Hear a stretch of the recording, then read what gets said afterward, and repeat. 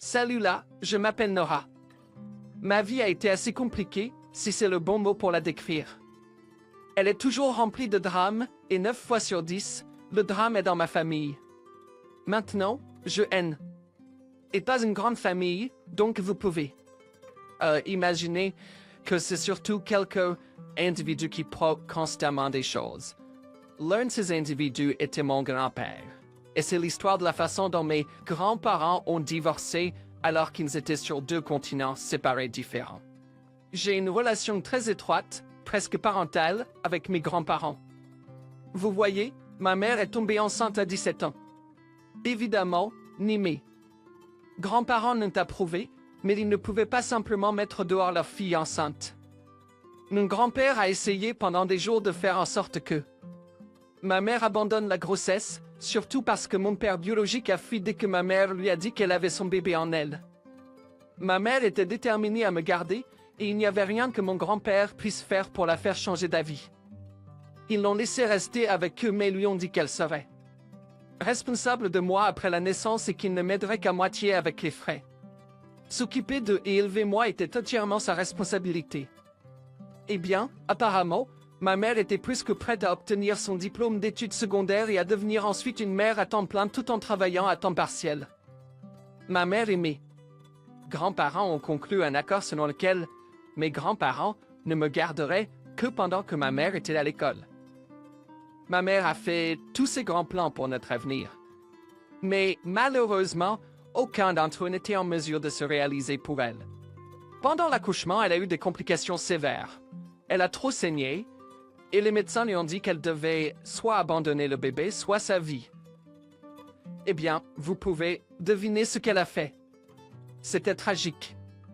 Mes grands-parents étaient inconsolables mais ont choisi de m'élever eux-mêmes. Ils ne se sont jamais cachés de me dire l'histoire de ma mère parce qu'ils ne voulaient pas enlever sa mémoire à notre famille. Ils m'ont élevée en sachant que j'étais leur petite fille et pas leur fille. À cet égard, je suis vraiment reconnaissante que mes grands-parents se soient levés pour moi. Ce pourquoi je ne suis pas si reconnaissante, c'est des combats que j'ai dû assister entre eux en grandissant. Je ne parle pas de petites disputes ici et là. Non, je parle de ces énormes crises qui ont plus souvent qu'autrement fini par des choses dans la maison brisée. Ces combats ont généralement commencé avec quelque chose de vraiment petit et se sont intensifiés très rapidement. Je me souviens qu'un jour, quand j'avais environ 15 ans, mes grands-parents ont eu une dispute particulièrement mauvaise. Mon grand-père est sorti de la maison. Je me souviens que mon cœur battait la chemat, que chaque fois qu'ils se disputaient, j'avais très peur. Salut chérie, comment ça va? Bien, je suppose. Je suis désolée que vous ayez à nous entendre, nous battre, de cette façon. C'est d'accord, je suppose. Étais-tu et grand-père toujours comme ça? Non, nous ne l'étions pas. Cela a commencé il y a quelques années. Quelque comme il y a 15 ans, vers le moment où je suis née? Oui, mais je sais où tu veux en venir, et non, ce n'est pas à cause de toi. Nous ne regretterons jamais de t'avoir. Ce que nous regrettons, c'est de ne pas avoir pris soin de ta mère de manière adéquate lorsqu'elle était enceinte de toi. Son décès nous tous affectés. T'étais juste pris dans la ligne de mire. Parfois, je sens juste que tu et grand-père seraient mieux si je n'étais pas une constante piqûre de rappel de ce que vous avez perdu, vous savez? Oh mon chéri, ne pense jamais comme ça.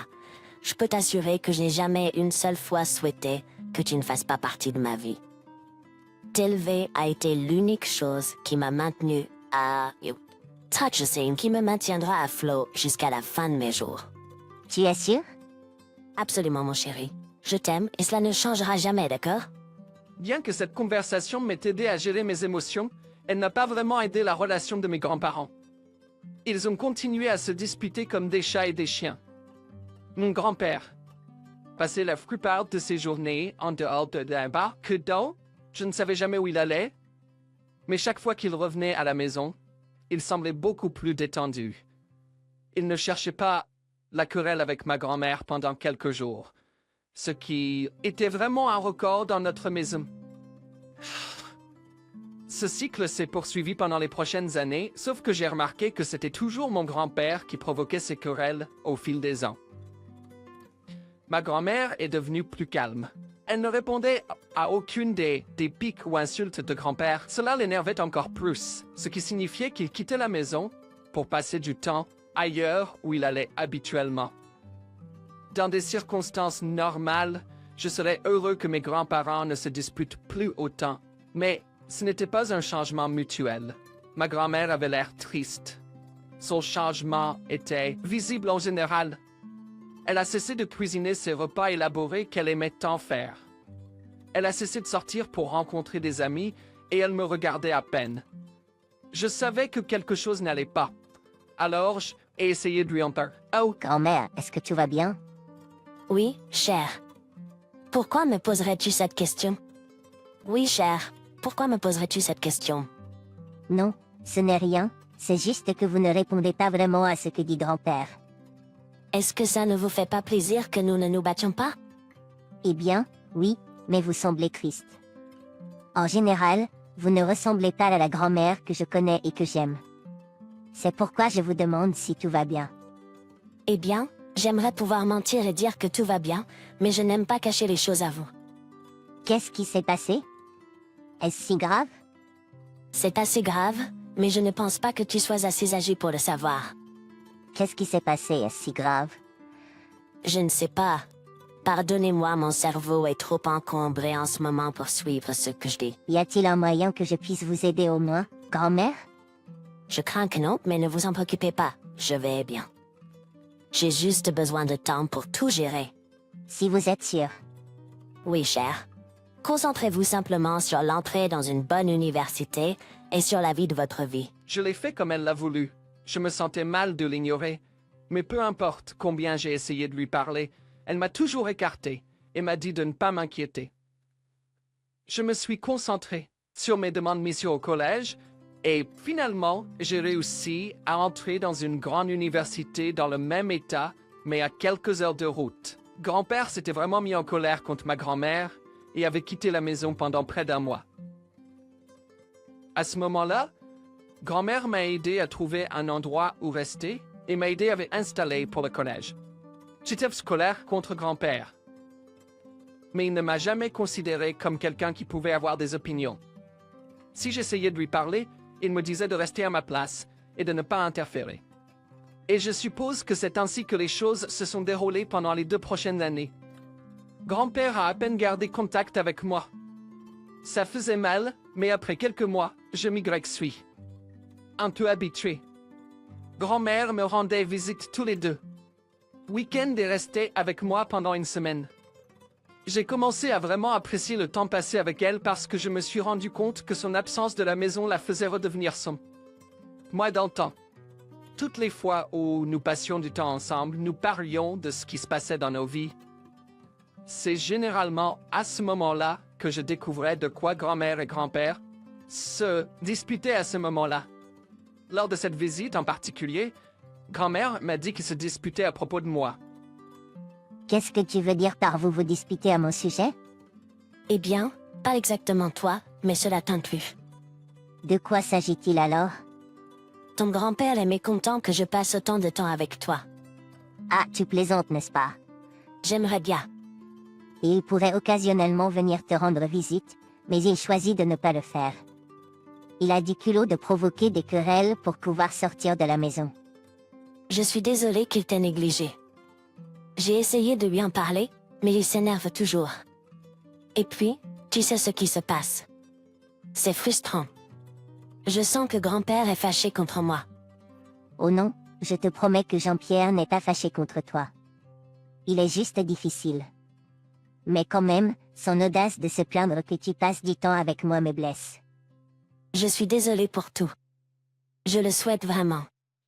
Je voudrais pouvoir changer les choses. C'est bon. Tu dois juste, je veux que tu ne changes pas. Tu es la seule famille qui me reste et qui se soucie vraiment de moi. Souviens-toi de ma promesse. Je t'aime et rien ne changera cela. Je serai toujours là.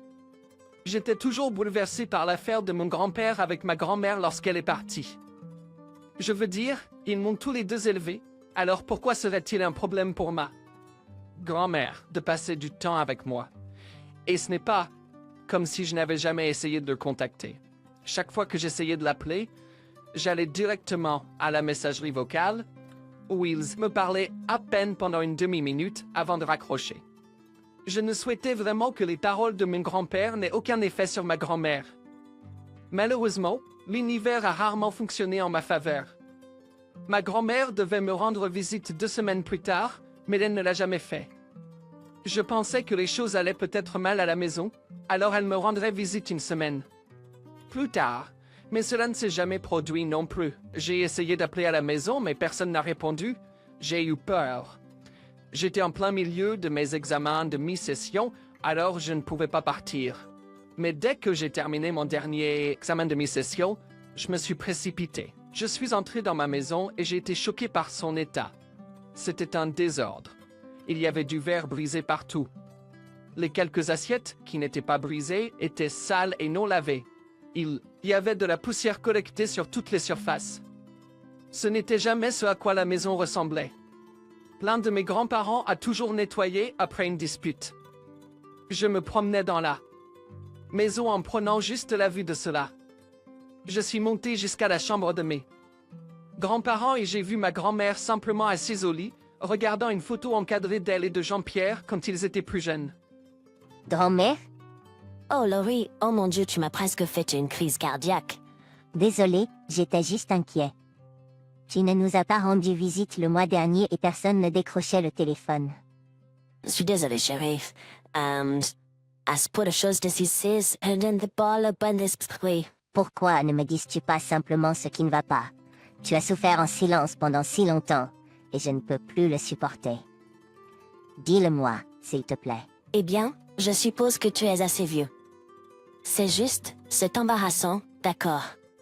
Grand-mère, nous sommes une famille. Rien n'est embarrassant pour nous. Tu as raison, je suppose. Tu te souviens comment tu m'as demandé, il y a quelques années avant que tu ne rentres à l'université, pourquoi je suis devenue si bouleversée? Oui. Et tu sais comment Jean-Pierre part chaque fois que nous nous disputons? Oui, où va-t-il? Apparemment, dans la maison de sa maîtresse. Quoi? Répète encore une fois? Je l'ai découvert il y a un moment, j'ai trouvé des emails entre les deux. Je savais juste pas comment le gérer. Je fais juste pas ce Pinterest. Et je ne peux pas le croire. Je veux dire, je savais que nous nous battions beaucoup, et rien de bon n'en sortirait. Mais ceci était un niveau entièrement nouveau de douleur. Pourquoi ne pars-tu pas? Parce qu'il n'aurait nulle part eu. Je sais que je sonne stupide, mais nous avons signé des contrats prénuptiaux avant de nous marier. Tout est à mon nom. Pauvre homme n'aura nulle part où y aller. Je ne sais pas si je dois me sentir en douleur ou en colère. Promets-moi simplement que s'il fait quelque chose de trop mal, tu le quitteras. Mais qu'est-ce qu'il arrivera s'il n'a nulle part? Je m'en fiche. Tu mérites mieux que cela. Je suppose que tu as raison. Je suis resté avec grand-mère pendant cette semaine. Grand-père n'était pas là. Je l'étais remercié car je ne savais vraiment pas comment je réagirais. J'étais aidé grand-mère nettoyer la maison et écouter sa récrimination contre ses sentiments. Cela me faisait mal de voir ma grand-mère pleurer. Je ne la voyais que rarement pleurer, mais les quelques fois où je la voyais pleurer, c'était seulement mon grand-père qui en a été la raison. C'était dommage qu'il en était toujours la raison de toutes ces émotions négatives. Je voulais rester une autre semaine pour pouvoir attraper grand-père et lui donner un morceau de mon esprit. Mais grand-mère a insisté pour que je retourne à l'école et travaille sur mes propres choses. Elle a promis qu'elle viendrait me rendre visite dans 2 semaines. Je suis retourné à mon appartement, mais je ne pouvais pas m'éviter de ressentir le besoin de retrouver mon grand-père. J'étais d'accord avec beaucoup des choses qui se passaient dans ma maison, mais tricher, c'était un grand nom. Je détestais que grand-mère était en train de la traverser et grand-mère était presque trop gentille à ce sujet. Si j'étais à sa place, je l'aurais laissé tomber dès que je me serais rendu compte qu'il me trompait. La semaine suivante, j'ai passé tout mon temps à rattraper tous les cours que j'avais manqués. Je suis resté éveillé la plupart des nuits pour me rattraper et même me mettre un peu en avance sur chaque classe. Ce week-end-là, j'ai décidé d'essayer de prendre une petite sieste pour me préparer à rester éveillé toute la nuit. Fatigue, et à ce moment-là, j'étais sur le point de mettre KO qui que ce soit se trouvait devant ma porte.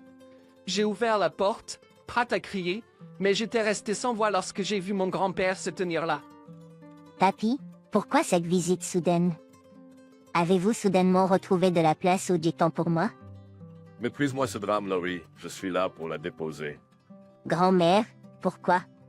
Oh alors, vous n'avez plus de temps ou d'espace à passer avec votre grand-mère. D'accord, c'est assez. Tu n'as pas le droit de me parler comme ça quand elle était la seule à s'occuper vraiment de moi. Je m'en fiche. Je reviendrai dans 8 mois. Occupe-toi d'elle. Attends, ne pas tu. Un tour du monde avec un ami qui m'attend à l'aéroport. À bientôt. Il est parti. J'ai accompagné ma grand-mère à l'intérieur, pris ses bagages et l'ai installée dans la chambre d'amis qu'elle utilisait toujours quand elle séjournait chez nous. Je l'ai serré dans mes bras et l'ai laissé pleurer à main. Je lui ai fait couler un bain chaud et l'ai laissé se détendre. Je savais que parler est la dernière chose qu'elle voulait faire à ce moment-là, même si ma curiosité me tuait. J'ai privilégié le bien-dire à grand-mère. Une fois que j'ai été sûr que grand-mère allait mieux, je lui ai demandé ce qui se passait. Alors, cette amie avec qui grand-père part en voyage, c'est sa maîtresse? Oui. Je souhaiterais que ce ne soit pas ma vie, mais me voici. Je ne veux pas être cette personne, mais pourquoi ne l'as-tu pas arrêtée? Je veux dire, il doit y avoir quelque chose que tu aurais pu dire ou faire pour l'empêcher. Tu sais ce que j'ai réalisé en conduisant jusqu'ici? Tu avais raison. Je mérite mieux que ça. J'ai donné tout ce que j'avais à cet homme, et en retour, il a brisé ma confiance et rendu ma vie misérable. Je dois faire quelque chose de pire à son encontre. De quoi parles-tu? Je vais m'assurer qu'il ne revienne jamais. Il pourrira où il est. Et le meilleur, c'est que je sais que cette maîtresse ne reste avec lui que pour l'argent. Une fois que cet argent aura disparu, elle disparaîtra aussi. Qu'il sera. C'est où? J'aime ce plan. Je t'aiderai de toutes les manières possibles, mais pour l'instant, tu dois te reposer. Nous avons passé la journée à traîner, à regarder des émissions de télé-réalité, à cuisiner nos plats préférés et à parler pendant longtemps. Je suis heureux d'avoir ma grand-mère de retour. La perspective de se venger a donné un nouvel élan d'énergie à grand-mère et j'ai adoré le voir. Le lendemain, nous nous sommes mis au travail sur notre plan. Grand-mère m'a dit que grand-père utilisait de l'argent de leur compte joint pour financer son voyage avec sa maîtresse. Je n'aurais jamais cru que grand-père puisse encore me choquer. C'était pourtant le cas, j'avais envie de le trouver et de lui crier dessus jusqu'à ce que ma gorge soit douloureuse. Grand-mère a ressenti la même chose, mais elle l'avait déjà fait pendant des années. Elle a décidé à la place de retirer tout l'argent du compte joint. Chaque investissement qu'ils ont fait et chaque actif qu'ils ont acheté via leur compte joint, elle les a vendus le reste de là. Alan, début de la semaine suivante, grand-père n'aurait plus rien pour lui. Sur la base de ces transactions, nous savions qu'il était au Sri Lanka. Nous lui souhaitions toute la chance du monde pour sortir de là. Grand-mère a contacté l'un de ses nombreux amis avocats et a entamé le processus de demande de divorce. Elle a également des avocats amis au Sri Lanka.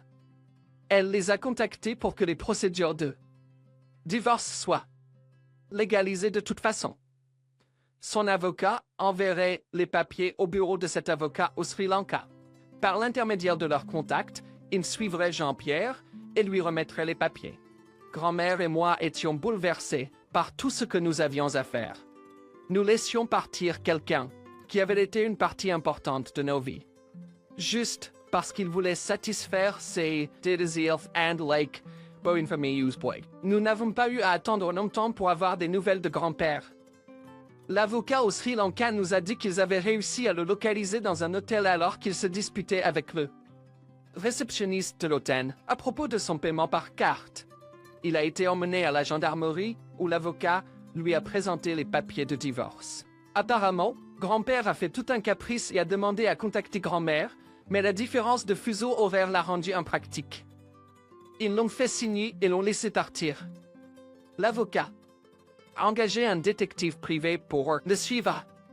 Au début, sa maîtresse était heureuse qu'il soit libre de grand-mère, mais elle s'est vite rendue compte que Jean-Pierre était fauché. Il a à peine fallu une journée à Marie-Claude pour emballer toutes ses affaires et partir. Jean-Pierre a essayé de nous contacter. mais nous n'avons jamais décroché aucun de ses appels. Cela nous a fait mal de le faire, mais il avait blessé grand-mère depuis longtemps. J'ai beaucoup appris de ma grand-mère, mais la chose la plus importante est de savoir être gentil tout en sachant ce que vous valez. Grand-mère a tenu bon le plus longtemps possible pour l'homme que elle aimait. Elle lui a donné chance après chance de se corriger. Mais quand il a dépassé la ligne, elle a su se défendre. C'était pas facile pour elle, mais elle l'a fait. Je l'admire pour cela. Elle lui a donné chance après chance, mais quand il a dépassé les bornes, elle a su exactement comment se venger.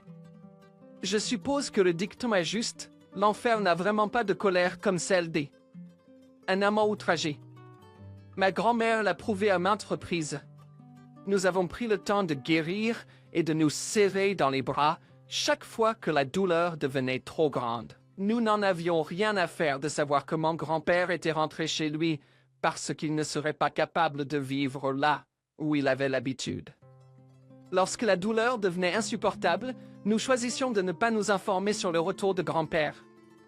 Quand bien même il serait parvenu à revenir, il ne serait pas en mesure de résider. D'un ancien logis. Des jours passent, nous devenons plus forts. J'espère que vous avez apprécié d'écouter notre histoire.